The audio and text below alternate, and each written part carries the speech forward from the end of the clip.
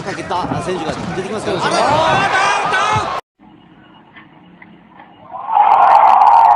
Here we are with the great Darnell Boone. He's going to tell us about his upcoming fight and his new team. He's down in St. Petersburg, Florida now, at the Cornerstone Boxing Gym.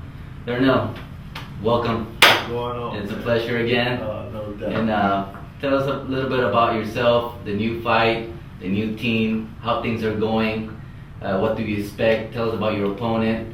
And later on, we're going to ask you about the feeling about dropping Andre Ward, Stevenson, and when you had this good thing going for yourself. So let's start with how you got to Cornerstone and about your new fight, your new team, and how you think it's going to make a difference in your life. December, I fought down in St. Petersburg December 11th. And one of the directors at Cornerstone, he's from my hometown. And he actually had been talking to Ray about me. And a guy that I was training with at home from time to time, he was actually talking to a promoter, and he was telling me when I was coming to the gym that I've been talking to this promoter and he was interested in signing me. I trust his word, so I'm like, okay, well, let's do it, because, wasn't nobody else talking about signing nothing. So I'm like, okay, well, I trust your judgment, let's go do it, And so they bring me down here to fight for the belt in December, and that's how I ended up here. How did it turn out for you? Tell us a little bit about the fight. You knocked him out. How was it? I ended up stopping the guy in the third round. 9 seconds going to the third round to win the NBA super middleweight title. So now I'm here, because the chemistry was great in the corner. Even with just beating up for the first time, everything felt like I was supposed to be here. How much time did you get for the fight? Because normally I know you're known for taking, giving you short fights, short notice. Did you have enough time, or how was it for you? Well, it was, I'm a gym rat, so I stay in the gym, even if it's just going in sparring or going in working out, 2-3 times a week. I stay in the gym.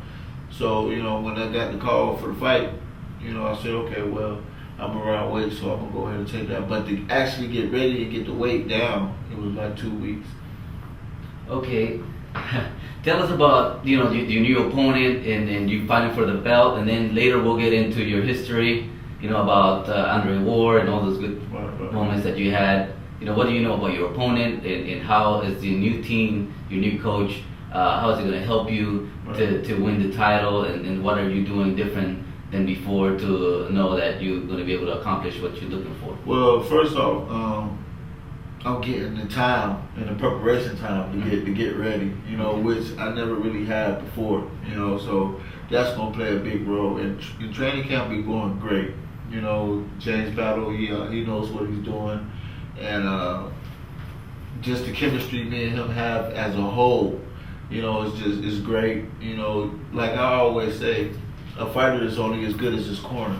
So if you got a corner that's in disarray and you try to tell a fighter, well, do this, do that, it's not going to work. But if you got a trainer that's just as calm as you know what I'm saying, you don't need to holler, you don't need to scream, but if he can talk to you, just coming out, straight out, and talking to you just directly, and you understand where you're coming from. He can just give me a look, and I know exactly what he want to say, so. It's the chemistry. Yeah, it's a good chemistry for you. Yeah, so that's what's going to win the fight for me, is that chemistry, and plus his training methods for this fight, man, it's just been awesome.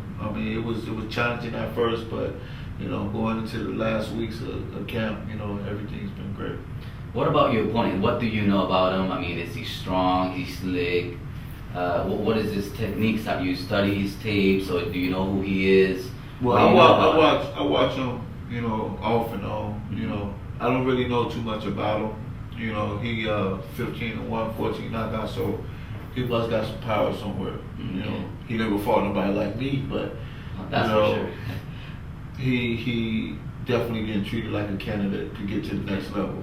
So he got to go through you. Yeah, he got to go. But the surprise is that you got a new team. Right. Your life is back in order. I know I was talking to you earlier, and you said you're now stable. With having the same team and having the right preparation, the right time. So definitely it's going to be a great fight. Oh, And I know you're going to come out on type. I've seen you spar, Right. so I know you're ready. Oh yeah, man. Like, I just feel so good. Like, I felt good for fights, but this one right here, this particular fight, I feel so great about this fight. You know, so because of the training and everything that we did to get to this point, you know, everything went smooth. You know, so I'm just ready, man. I'm just ready to go put this work in, get this W. Great. Glad to hear you doing all those good things. Also, let's get to your past and the good moments when you actually, was able to do something magical and drop one of the greatest fighters nowadays, Andre Ward. Tell me, describe the feeling. What happened? What was you thinking into the fight? I mean, were you just going into like an opponent? Or would you, was you thinking you would do as great as you did, drop him, and all of that? Tell us, what was the feeling about going into the fight and also dropping him and all of that? I know he wasn't as big at the time, but he's turned out to be a great fighter, and you were one of the. I think you gave him the first, first knockdown. Yes. Yeah. I actually have been watching him fight, just through like a couple times. And the girl that I was with at the time, we sitting in the room, and I'm telling her, I said, baby, I could beat this dude. Even when him coming out of the Olympics or whatever, I felt in my heart that I could beat this dude. So once we got to the weigh-ins or whatever, we actually had words at weigh-ins. Because, me, I'm a humble dude, I don't talk junk. So they tell I'm talking to everybody, smiling, laughing. They tell me to look serious for the photo with me and him. He tells me, looks don't win fights. So right there I blew up, boom. We just had these words, the standing words. But getting into the fight,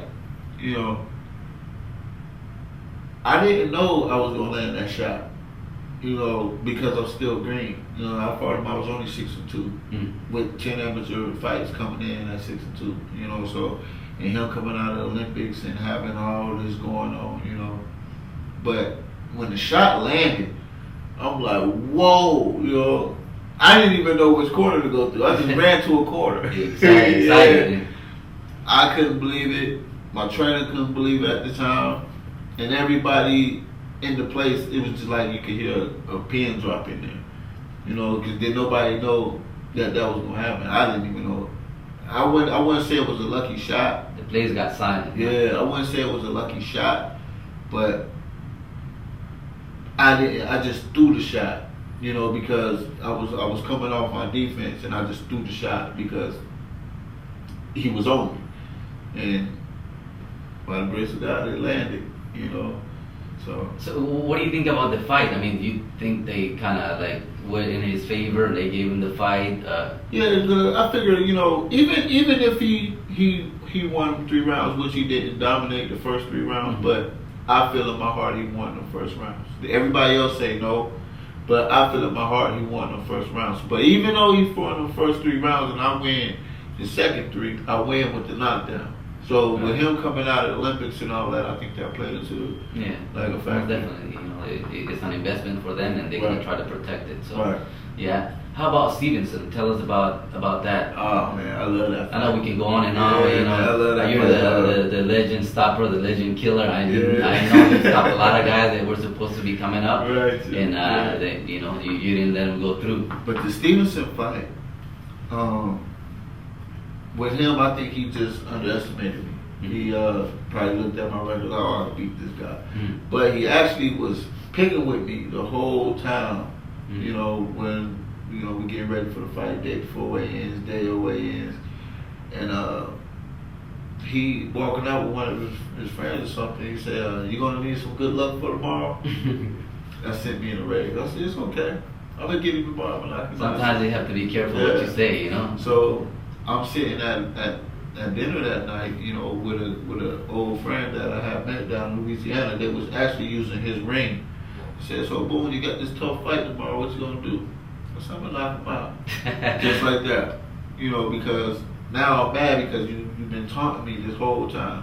I'm talking about he was coming in my locker room, saying little stuff. I'm talking about he doing it all. So, and just to put him to sleep, because the first round he ended up knocking me down. And I didn't even have a corner for that fight. I had one of my good friends working my corner, and I picked up a cut man while I was there. And he knocked me down the first round, man. And I'm like, oh man, this guy done knocked me down. And my friend like, no man, never happened. He pushed me. I said, no, bro, he knocked me down. So when going into the second round and the bell rang, boom, I looked back at my good friend. He said, bro, it never happened. Right there, boom, out of there. Yeah, so that was a good feeling too. Well, thank you for the stories, and I know you got plenty. I mean, we can be here all night. Yeah. It's a pleasure, and we'll be happy to see you again after you win the belt. And good luck to you. And thank you for the time. Thanks.